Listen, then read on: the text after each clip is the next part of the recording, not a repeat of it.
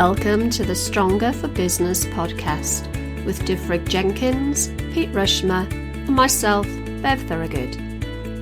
Stronger for Business is a training consortium dedicated to bringing high-quality training solutions to businesses through the combined expertise of our partners. From skills training to developing personal and professional excellence, our mission is to help business owners get the very best from their people at all levels, from boardroom to shop floor. The Stronger for Business podcast is our opportunity to share our knowledge, thoughts and ideas with you, the listener. You'll get to meet some awesome guests from across the business world, sharing their experience of learning and development. If you love what we have to say, make sure you hit the subscribe button on whatever platform you use to consume your podcasts so you don't miss out on future episodes. We'd love to hear from you with your suggestions for discussion topics or ideas for future guests. And if you really love what you hear, please do consider leaving us a 5-star review, as this helps to get the podcast out to a wider audience. Sit back and enjoy the Stronger for Business podcast.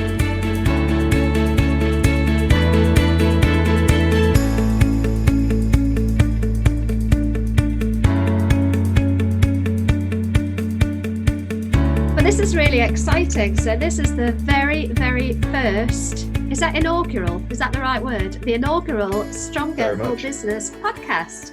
I'm Bev Thorogood and I'm the owner and founder of Floresco Training and Coaching. And I'm here with my two colleagues, Divrig Jenkins and Peter Rushmer. And we are Stronger for Business, the training consortium. We've just come together, so this is a brand new venture, but I'm really excited about it. So the Stronger for Business podcast is about sharing our expertise with our listeners, and it's also about getting expertise in on the podcast so we can really all learn together, because learning is definitely our thing. So I'm going to start off, first of all, by inviting my colleagues to come and introduce themselves. So let's start. We'll do this alphabetically for fairness then. Let's go to Divrig first. Do you want to just tell people who you are, what you do, and who you are and what you do? Cool. Thanks, Bev. So my name is Divrig Jenkins. It's my usual introduction is, so that's a bit Welsh and most people can't get their head around that. So most people call me Div because it's a lot easier. I've been in business for 4 years now. My own business is called U Development, and it specializes in 2 areas. So first of all, executive coaching. So I help leaders make important decisions that benefit them and their organization too. And then the other half, if you like, is learning and development and organizational development. And that's for SMEs all the way through to large corporates as well. So focus activities locally, nationally, and I've done some work internationally as well. And obviously at the moment, there's quite a large focus on virtual learning as well. So my background is corporate learning and development and organizational development, mostly in the travel and financial services sectors. Fantastic. So executive coaching, organizational development.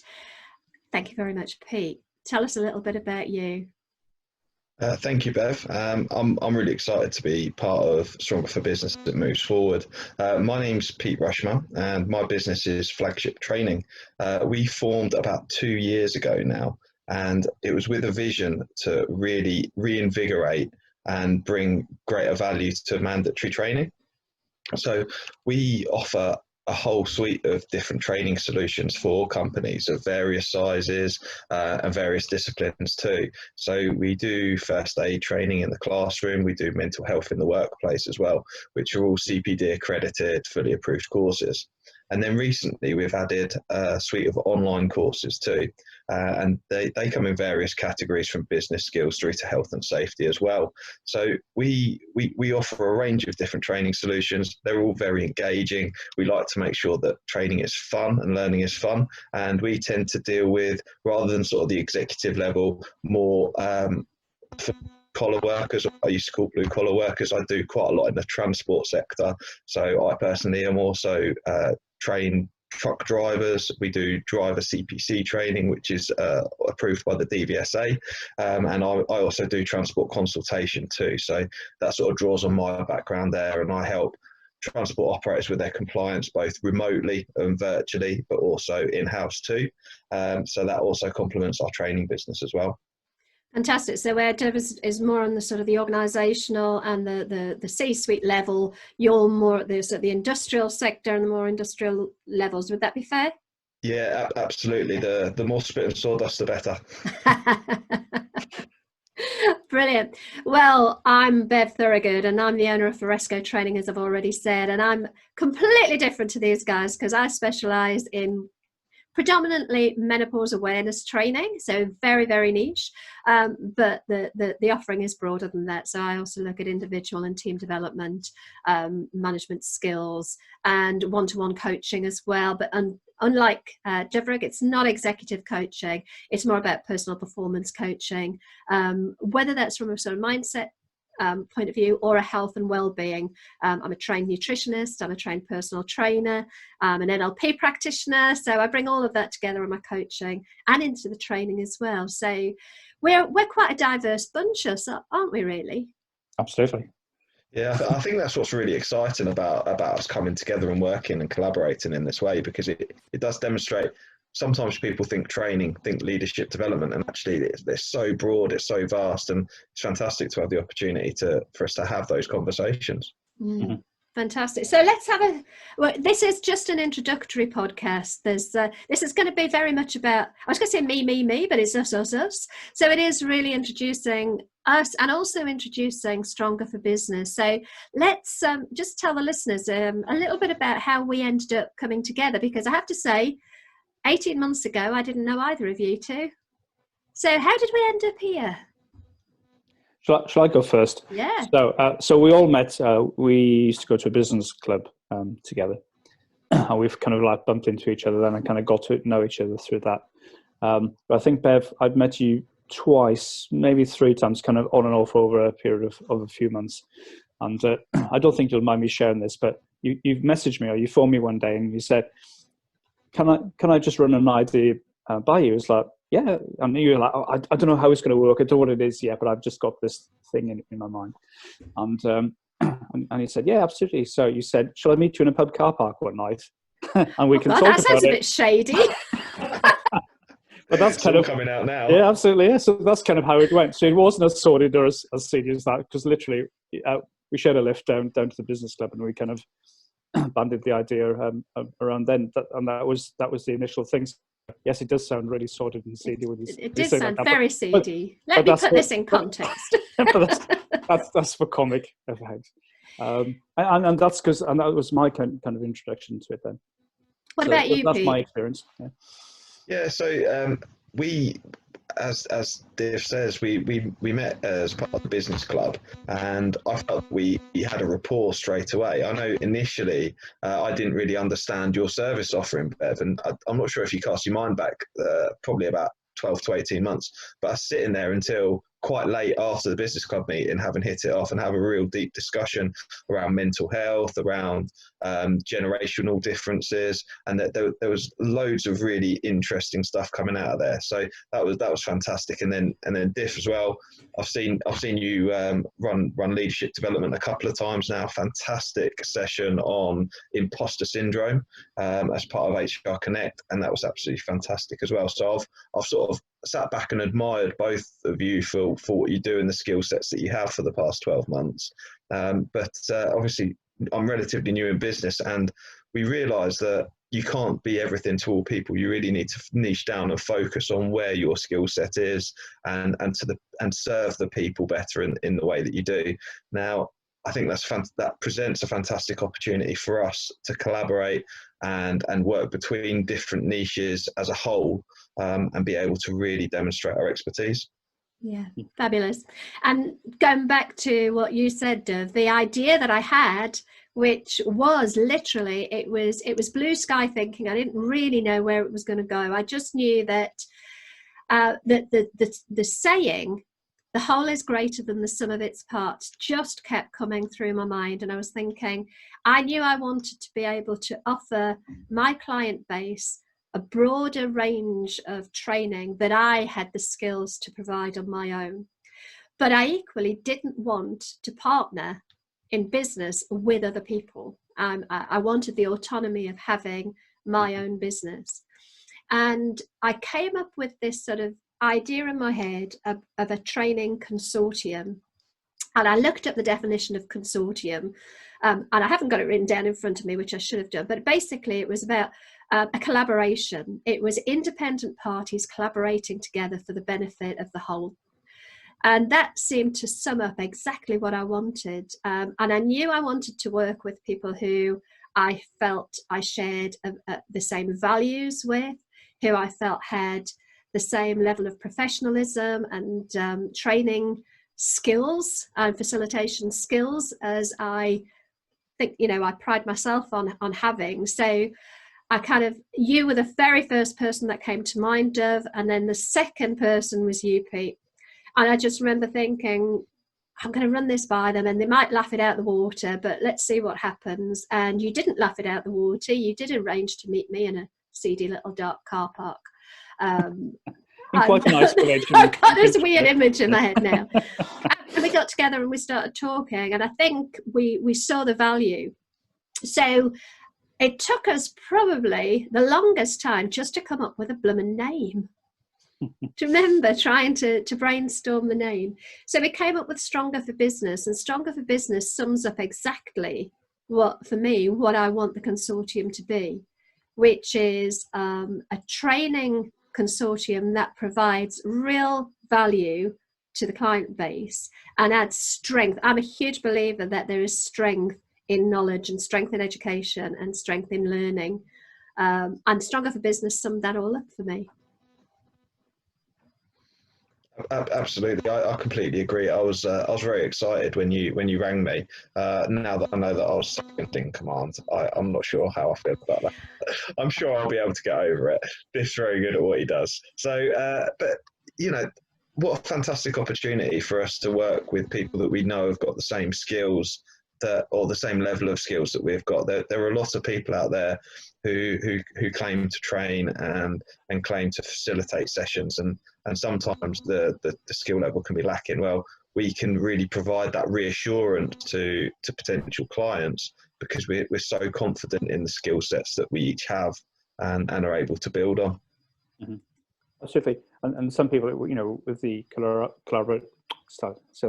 the collaboration piece, when you're working by yourself and for yourself, I found sometimes, and I know other people have as well, you can feel quite precious about what you do, and you don't want to let other people in because they could be poaching your business or treading on your turf or whatever it might be.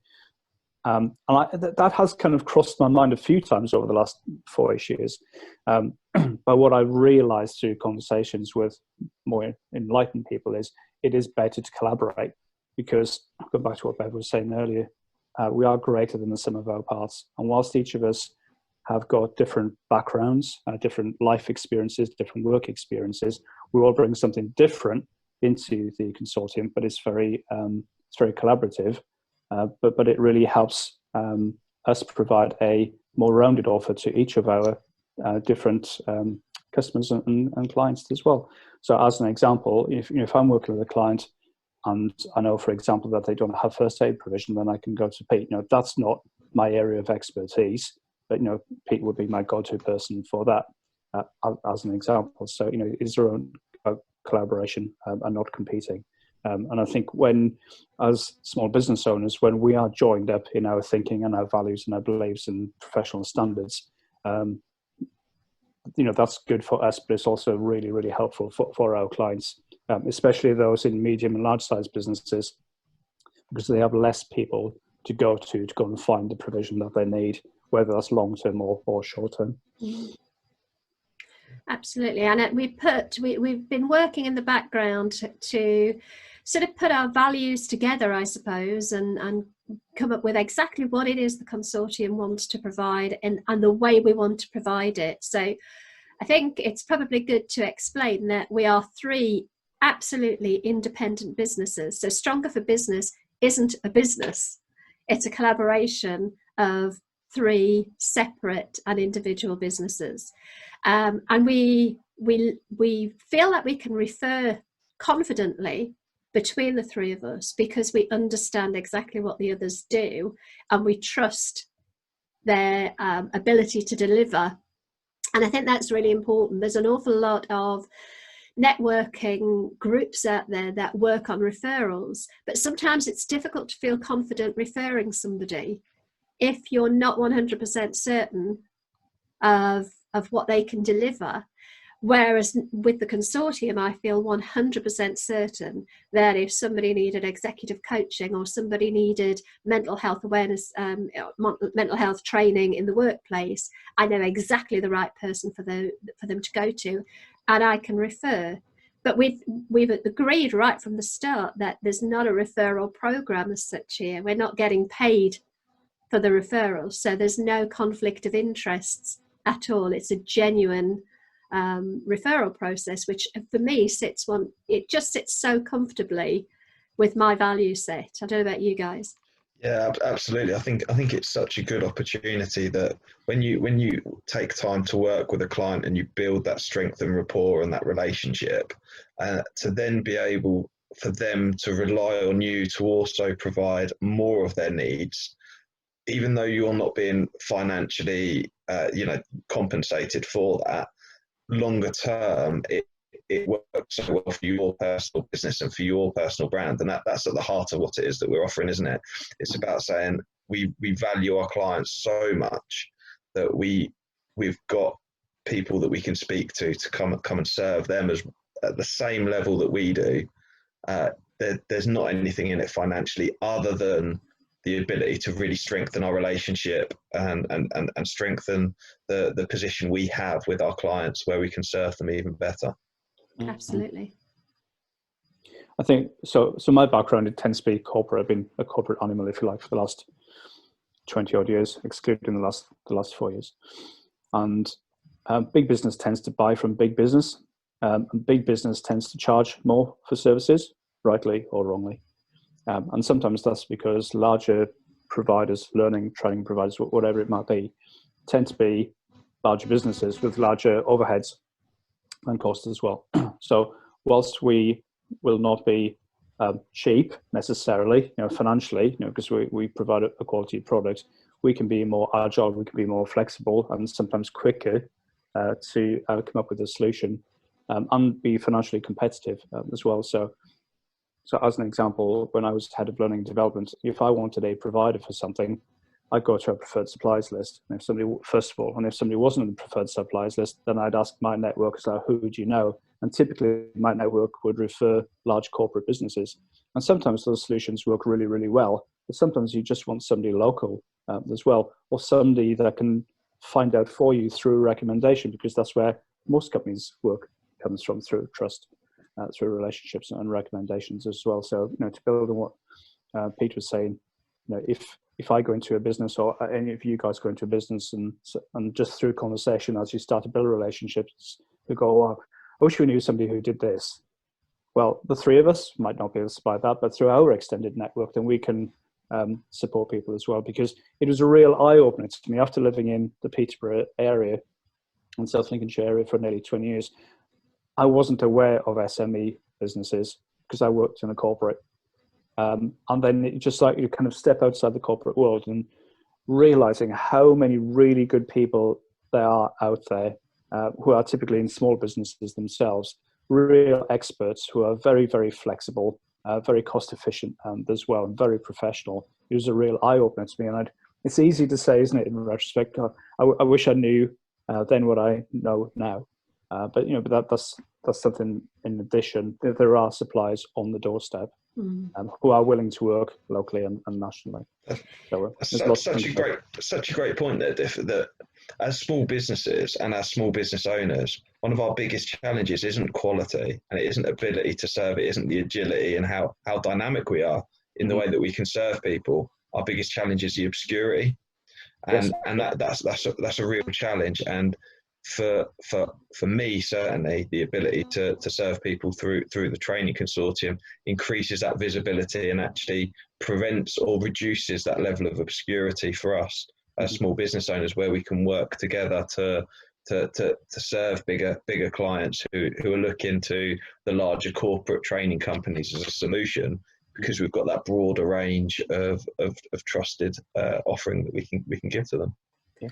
Yeah, I mean, that when you think about it, the exponentially our network is much bigger than just the combined network of the three of us. My network on its own is so big, but combined with you guys, it's exponentially much greater. So the reach is greater. I think what I loved about the whole idea of the consortium as well, which is another reason why I had this sort of idea buzzing around in my head, was not just that we can collaborate in terms of referring, but we can actually collaborate in terms of programs that we can put together. The offer that we can deliver to an organization can build in the skill sets of all of us, because there's inevitably there is some overlap. Although we've tried to be non-competitive, there is some overlap in what we do. So there's massive scope there to collaborate on programs that we can then deliver jointly to organizations as well. Mm-hmm. So if we can move on, why on earth have we decided to start a Stronger for Business podcast? Why are we sat here? That's a good question. I'm joking. When we could be sat in a seedy car park. Why are we here now? Yeah, we need to put that one to bed. I think so. When we had the conversation about it, is this kind of ties in with us launching what we're doing. Initially, to support a physical launch, but obviously we couldn't do that because of COVID.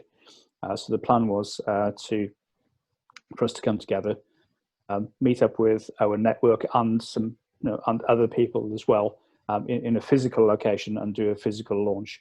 Obviously, we can't do that, so we are relying on this just to get the name out there and get the awareness out there to inform and educate, I guess.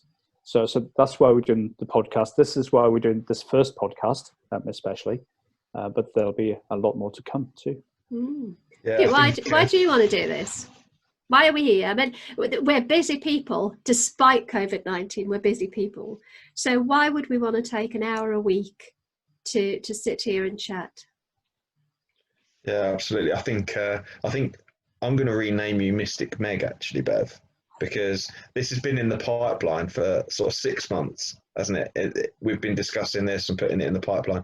And actually, what better timing for us to launch a podcast and to embrace the virtual technology in the way that we're embracing it.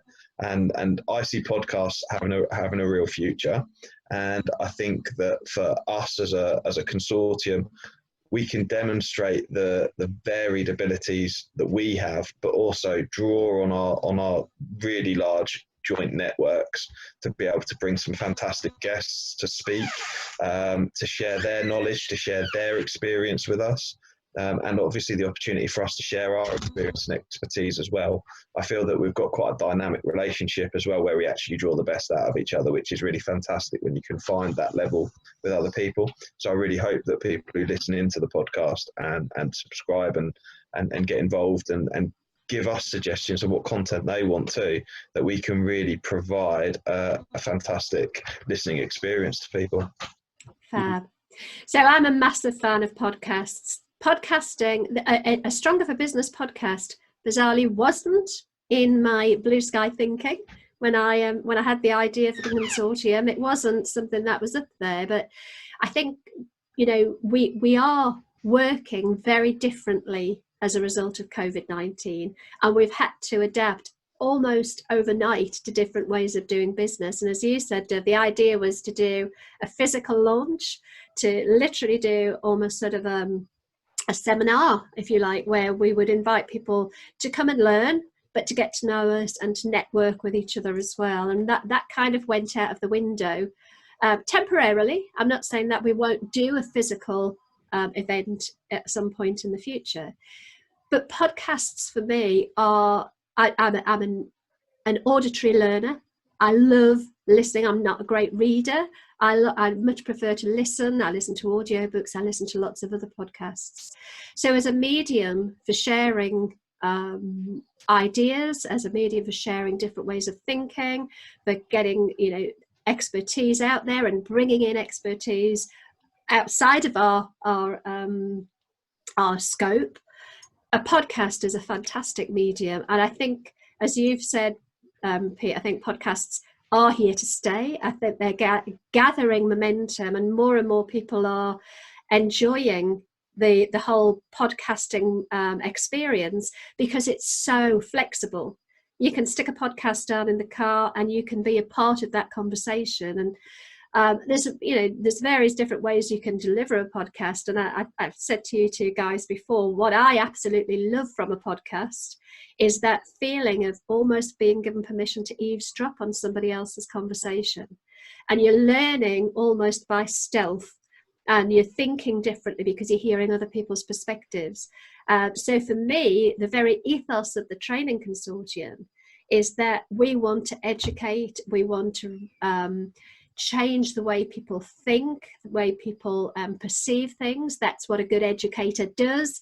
And the podcast to me is just another medium to get that message out there, and to do the stuff that we do every day in a different way.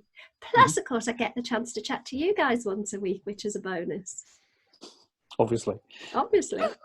Fantastic. And from the comfort of your own home and not in a car park, which is always good too. So is this going to be a theme throughout? I have to say the car park's only a 2-minute walk from my house, but it'd be a bit weird if I just sat out there by myself this afternoon. Okay. Put this in context, because this is really worrying me now, that this is my reputation on the line here. We were going to the business club, but if I remember rightly, my car had broken down, and it gets even seedier because I was in my husband's white van, wasn't I? Oh, not good. Are we editing that out? No, I think we need to keep the podcast authentic as well. I think that's what's really important. I think the big benefits for podcasts and for listeners is that it's leveraged so people can listen when they're exercising, they can listen in the car, etc., etc. But also, I think it meets with our values in that it's really authentic as well, and that people get to join the journey with us. They get to have the giggles and the laughs and the outtakes and whatever else that might come with it, because that's real. And actually that authenticity, certainly in training and learning and development, is so important as well, that we can make that human connection with people and develop their horizons as well. And I think a podcast is an absolute brilliant way to do that, and it's free to access as well. Absolutely. So the plan is to have the podcast, the Stronger for Business podcast. We're hoping to publish once a week on a Friday. That's the plan. So if you are listening and you're thinking, okay, so this is the number one, I don't want to miss any future ones, you can subscribe and make sure that you don't miss out on any future podcasts, even if it's just to see where we go with this, because what I love about the training world and life in general is you never quite know what's going to come. So follow our journey. That would be brilliant. There is also a hope that we will have this as a YouTube channel. So assuming that we have all got our lippy on and looking decent in the future. Okay, just me then. Yes. We'll put it up on YouTube for those that prefer to learn visually rather than just through listening. So we'll be meeting all of those different needs. I don't mind watching videos, actually. I tend to listen to audio more. I listen to podcasts more, but there's something nice about being able to see who's the face behind the voice, isn't there? Yeah, absolutely. And what a great opportunity that you get, with the onset of Zoom, so much of what's going on at the moment, you get to see into people's living rooms, and you get to learn a lot more about the person behind the business, which I think is fantastic. Yeah. What I would say is to people who are listening is that this is very much a collaboration as well with the listeners. So we want them to engage with us too. And we really do welcome feedback. We welcome suggestions on guests, on topics. What are your challenges at the minute? We are in a really, really challenging time at the moment, and that may or may not pass sooner or later. But at the same time, it's very important that we ensure that we listen to our audience, and that we will provide them with solutions and answers and whatever it is that they want to listen to too. Absolutely. Yeah.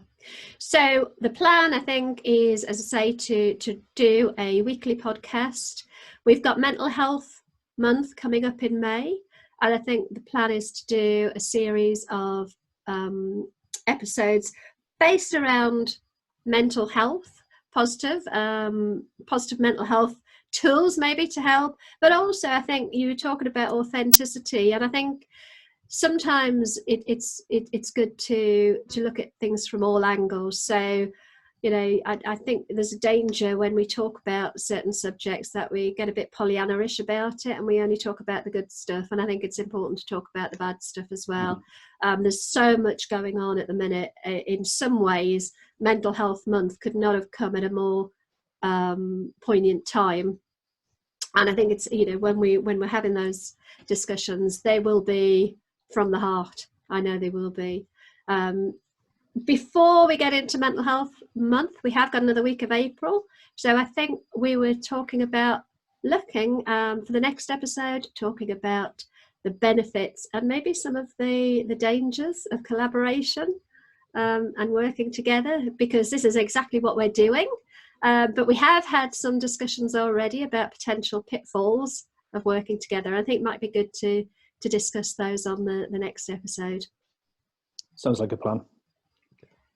Very exciting. I'm super excited for Mental Health Month. I think there's loads of great stuff that as a team we can approach and talk about, and we could talk about it in an authentic way and really come from it from a very varied background as well. So I think we'll be able to cater certainly that listening experience to a wide and broad range of people, especially in the way that we approach it and our experience too. So I think that'd be really worth listening to. Fabulous. Well, I don't know about you guys, but I can feel a cup of tea coming on. So I think maybe as this is the introduction, we'll wrap it up. The plan is to have no more than sort of 40 to 60 minute podcasts. Some might be a little bit shorter than that. Some might go to the hour, but I don't think most people want more than an hour of listening to us Babylon. What do you reckon? I reckon you're probably right. I'm definitely looking forward to a strong coffee. Was it that bad, Pete? Guys, the effect that we have on each other. It has been a pleasure, and it is going to be an exciting time, I think, in the future. I can't wait to really get working together and making Stronger for Business something really special. It feels like it's going to be special already. Cool. Thanks, Bev. Cheers, Pete. Yeah. Talk to you again. Cheers, Bev. Take care. Thank you for joining us on the Stronger for Business podcast. Final thought before we go, in the words of Albert Einstein, education is not the learning of facts, but the training of the mind to think. Have a great week. Join us next Friday for our next episode of the Stronger for Business podcast.